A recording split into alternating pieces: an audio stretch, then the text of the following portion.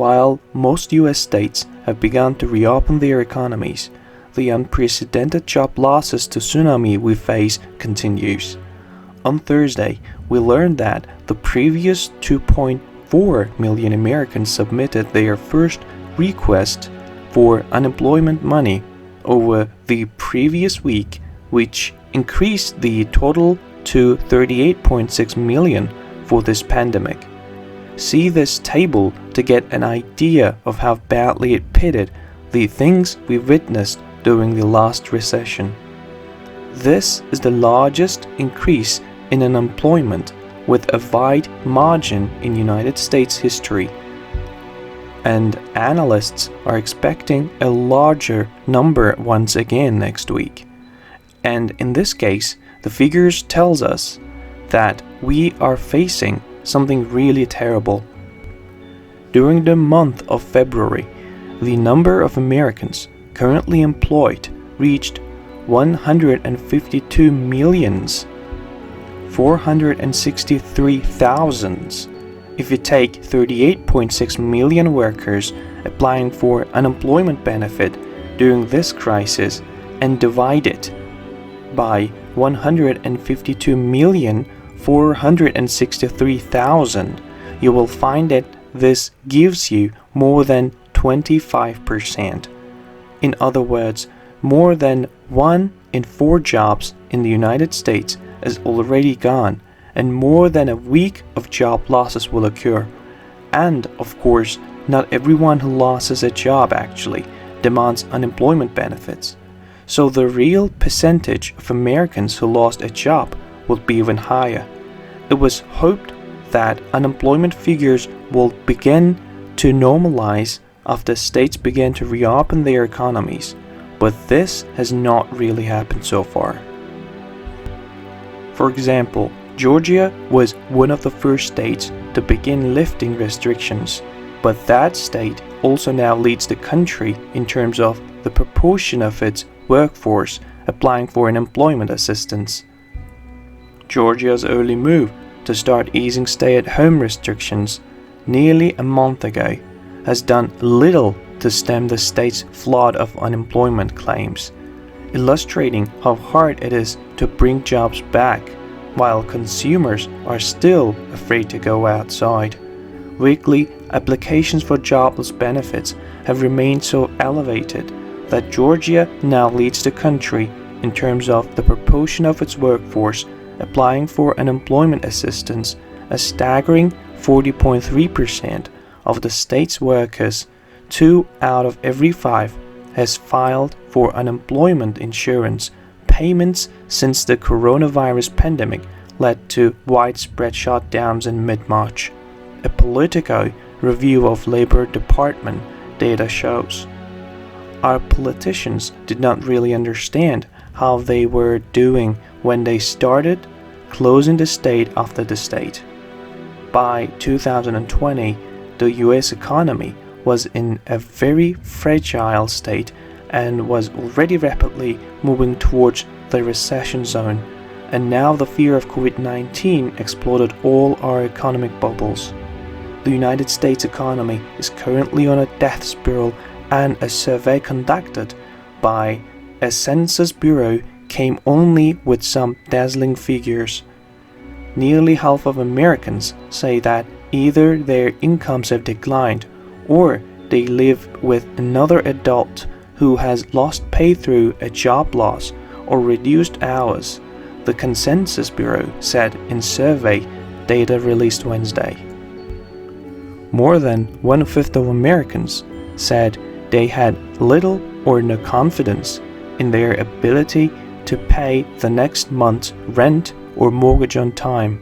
The survey found we are already beginning to see mortgage charges rise to very varying levels. In fact, we witnessed the biggest one-month jump recorded in April. Mortgage delinquencies surged by 1.6 million in April, the largest single-month jump in history. According to a report from Black Knight, a mortgage technology and data provider. The data includes both homeowners past due on mortgage payments who are not in forbearance, along with those in forbearance plans and who did not make a mortgage payment in April. At 6.45%, the national delinquency rate nearly doubled from 3.06% in March, the largest single month increase recorded and nearly 3 times the prior record for a single month during the height of the financial crisis in late 2008, Black Knight said. Unfortunately, the truth is that this will get worse. Congress's recent increased unemployment benefits help many unemployed Americans pay their mortgage, but now it seems that President Trump and Senate Majority Leader Mitch McConnell are not willing to extend these benefits until late July. They worry that these benefits are so generous that they discourage many Americans from returning to work, and are quite right about it. Unfortunately, it's not just the landlords who are missing payments. At this point, the entire commercial real estate industry is a melting point, where rental payments and mortgage payments are widely skipped across the country. On Thursday, we learned that even Mall of America owners skipped their mortgage payments. The biggest shopping center in the country, the Mall of America, has missed 2 months of payments on its $1.4 billion mortgage, a sign of just how much retail real estate owners are reeling during the coronavirus pandemic. The mall, operated by private developers 555 Group, skipped mortgage payments in April and May, according to TRAP, a New York-based research firm that tracks the commercial mortgage-backed securities, or CMBS, market. I do not see how an unprecedented meltdown can be prevented unless the Congress enters the entire commercial real estate industry and showers with its huge cash mountains. It will be horrifying to watch and will surely overshadow everything we witnessed in 2008. Of course, similar things can be said about the economy as a whole. At this point, Bank of America predicts that United States GDP will decrease by 40% annually in the second quarter of this year. Now that banks have had a chance to evaluate the collapse in the economy in the post-COVID world, a new round of GDP forecast revisions is coming, and it's a doozy, with Bank of America spearheading the latest effort by slashing its Q2 GDP forecast from minus 30% to minus 40%. Not without a trace of irony, BofA's chief economist Michelle Mayer writes that words cannot describe the loss in economic output, which is unlike anything we have seen in modern history. When Bank of America starts sounding like the Daily News report, that is a clear sign that things are really starting to fall apart in a major way. Now that the country-wide restrictions have been lifted, the number of confirmed COVID-19 cases is growing again, and the fear of this virus will paralyze economic activity for the foreseeable future.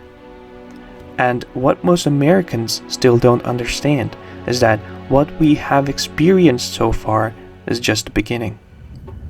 Dear Daily News Report viewers, you can find other videos by clicking on the top right button. We recommend watching, subscribing, and sharing.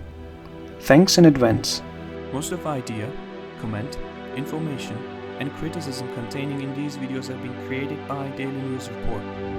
Before making any important investment decision, use the information contained in these videos as a starting point for conducting your own research.